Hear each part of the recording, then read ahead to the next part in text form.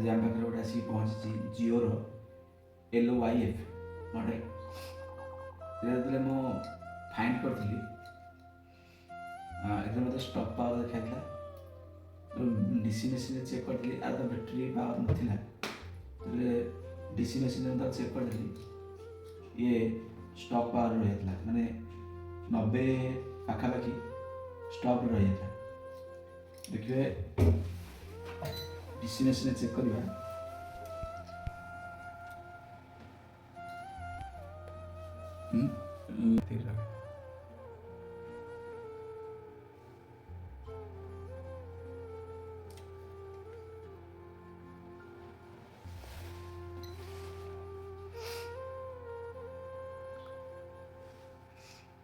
test करते DC machine रे से पाखापाखि 96 97 स्टॉक होता आगू आ जाऊनी कि पछुक मत आसुनी पूरा कन्स्टांट 86 87 आर कौन फल्ट हो समस्त पाखे तो मोबाइल आसूँ कम हाँ प्रायतः एमती भाया कम प्रायतः समस्ते फेराती कम कहीं स्टॉक पावर कौन जानती बहुत नुआ नुआ भाई मैंने दुकान कर स्टॉक पावर कौन जान थे बहुत दुकानी मतलब जिन भाया कंडीशन मत मोबाइल कस्टमर को फेरे थे कि आ भर कौन कंडीशन अच्छी आगे जाना स्टॉक पावर गोटे जिनस जदि EMMC रीड न कर स्टॉक पावर आसे जदि EMMC हेल्थ खराब थी भी स्टॉक पावर आसे दीटा रिजन आसे गोटे हेल्थ खराब थी आसो 90% आमर हेल्थ खराब जो ये कंडीशन आसे नचेत जदि हाथ मिस हो हाथ पड़ जाए भी ये कंडीशन मोबाइल आसो प्रायतः आमर कस्टमर आणिक देवे जोटा कि आमर मेकानिक भाई मैंने करें से भाया मोबाइल गोटे आज आमती सेट आर मुझे कस्टमर को पचारि कस्टमर कहला कि चलूला मोबाइल हाथ माने पड़ा पर सी ऑफ होगा ऑफ होगा जो ये स्टॉक पावर रही जाए ना mobile dead condition mobile on हेनी ये भी कौन सी मेकानिक पास जाइला काम हाँपाई देखिपे देखिए चाहिए कौन सी भाई आमर मेकानिक भाई काम कर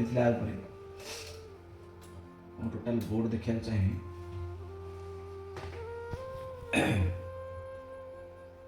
जो बोर्ड खोली थी आर पावर आईसी टोटाल खोला माने हिट दिया बहुत पेस्ट सारा पेस्ट मत लगी बहुत पेस्ट लगी किंतु EMMC आ CPU जो पावर आईसी उठाई कि पकाई कि ना हिट दिखाई हिट तो निश्चित लगी EMMC हो ना तो CPU हो हिट तो निहाती लगी तेणु आर रिजन गोटे हूँ प्रथम आम जो स्टॉक पावर रोचे प्रथम आम EMMC